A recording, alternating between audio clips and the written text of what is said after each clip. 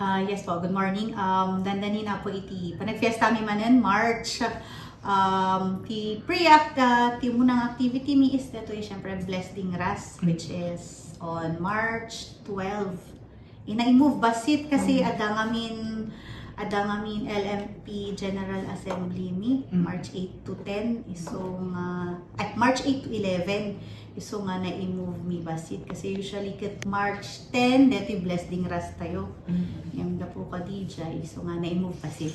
Okay. Ano dito highlights na ma'am? So the usual apo nga digiti coronation tayo so tata hopefully na pimpintas na ramrambak ti digitoy maki-participate nga kan-kandidata tayo kan adan to pay surprise nga guests tayo nga umay to no coronation digito yung makoronaan.